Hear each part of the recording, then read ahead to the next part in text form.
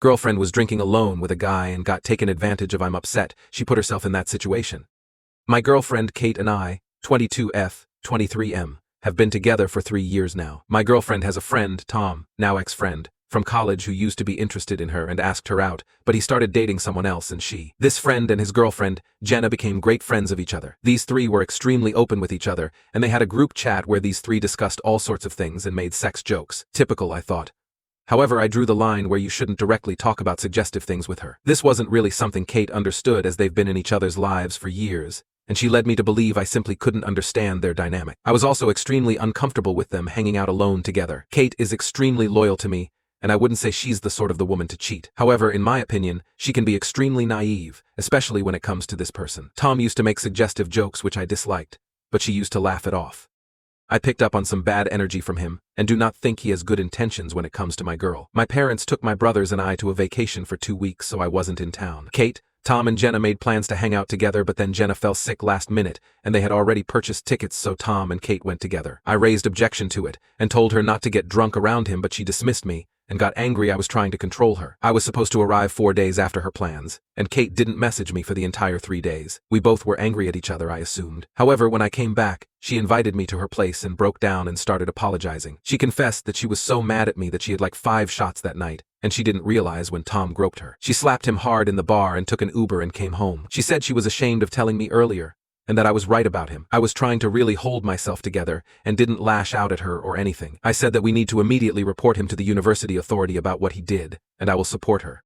However, I wasn't very open or affectionate with her. She did cut him off, and Jenna broke up with Tom. However, I am extremely furious at Kate for completely dismissing and disregarding my feelings around Tom, and getting drunk when I expressed it makes me uncomfortable on top of them hanging out alone. I'm not trying to victim shame her, but that doesn't mean she gets to learn nothing from this and refuse to have good sense to know who to trust and who not to. I feel like a total asshole for even feeling angry at her, but I can't help how I feel. She's picked up on this, and I have no idea how to tell her this. I am mad at my girlfriend for even being able to trust someone who conducts himself inappropriately. It took her being assaulted to listen to me finally. That's what I am upset about.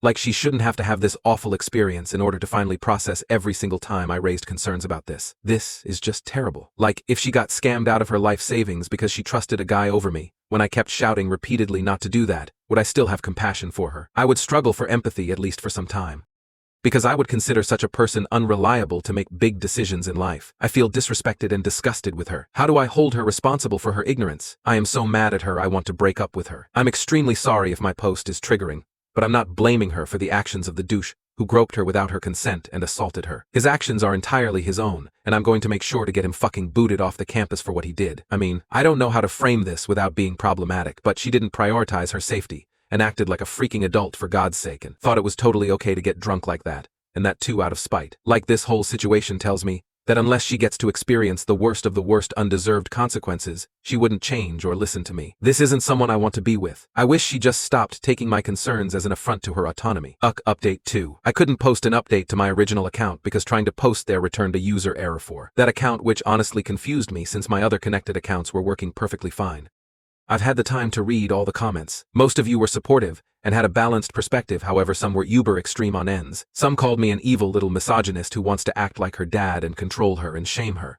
And some called her a cheating, repugnant whore. None of the two extremes are true, LL. I did, however, had fun reading that, so thank you for the laughs. Particularly chuckled a little at the Pearl clutching over the phrase "my girl" when I didn't even think for a second before writing that out. On to the main update. My now ex heard back from health and counseling services that will guide her to seek support and hold Tom accountable. Probably intense sensitivity training and detention based on the degree of assault. My days weren't so great, as you can tell. I was willing to give her a chance and move forward with her. And at first I requested full disclosure, including as to why she didn't get in touch with me those 3 days. She was extremely hesitant in showing me her chats with him, in which she accused him of being inappropriate with her that crossed the line. Tom was apologetic and told her that he was drunk too, and didn't know what he was doing. At first she didn't believe that, and he was scared about how Jenna would think. This made her rethink, and she almost excused his actions away, and decided not to tell me, but then she changed her mind and told Jenna immediately, and then she told me. This shouldn't feel like a breach of trust, but it did, because she was this close to being willfully ignorant again. I was extremely upset at her, and asked her what makes her so blind to the obvious. I really wanted to know what goes inside her mind that she continues to make these epically bad decisions. I decided that fine, I'll let her take this as a learning experience, and told her she needs to take me seriously too, because despite what happened, her being sexually assaulted doesn't negate that she has continued to disrespect me, and I expect better from her as a partner. This angered her greatly, and she expressed that I'm not her dad, emphasizing her right to make mistakes. She even had the fucking audacity to suggest she didn't feel like an equal partner, insinuating I shouldn't be holding her accountable for her actions, precisely when it's her consistently downplaying my concerns and making me feel small. Oh, sweet irony. Look, I may not be the best, most compassionate person in the world, but I don't need someone who arrogantly dismisses my concerns as some petty, abusive, trashy, obsessed jealousy in the relationship, as if I'm the crazy one. I don't care what modern-day world believes, but I stubbornly believe that relationship isn't about making selfish choices that affect your partner too. It isn't about one person. It's about two people who at least acknowledge comfort of their partner in decision-making. Look, I know I am just in college, but I honestly at least imagine her as my future wife, my loved one. However, I don't need my loved one to dismiss my concerns about her safety that affect me too, as controlling. If I stayed in a relationship with her, no doubt she will find excuses about not feeling like an equal and use that to call me controlling, an opportunity I refuse to give her by breaking up with her. I don't need my partner to make me out to be the male equivalent of a nagging shrew where she's the ball and I'm the chains in the relationship.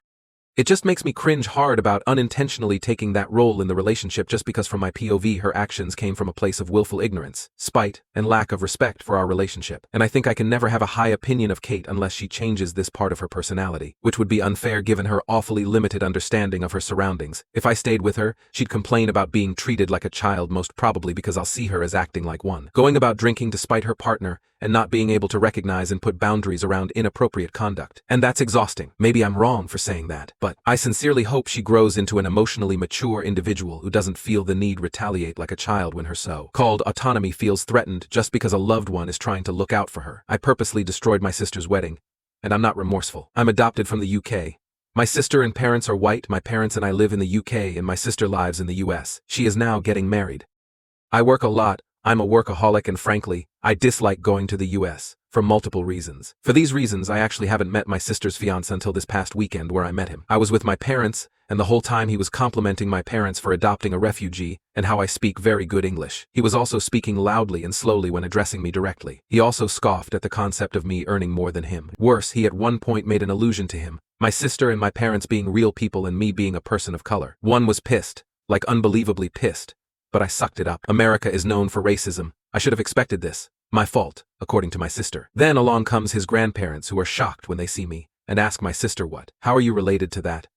Yep, refer to me as that. I thought this was the end of it because my sister snapped at them, and they were making an effort to be polite, though they were clearly uncomfortable. Then along comes her new sister-in-law, and she was super surprised that I was related to my sister and asked her, while I was standing right there, are you okay with a brownie at your wedding? I can ask him to leave if you want. One had enough. I left and booked the flight out, with the money I earn at a job which pays 3 times what her fiancé earns. I also told my sister that I wouldn't attend the wedding, and on top of this, when my parents asked if I was okay, I told them as much. They agreed and were shocked with how racist they were, and said they also wouldn't finance or attend the wedding. This hit my sister hard, and she has apparently lost a lot of weight and hair since, because her relationship with her parents and me is ruined, and not just that, but her fiancé's acting weird around her now. Ida,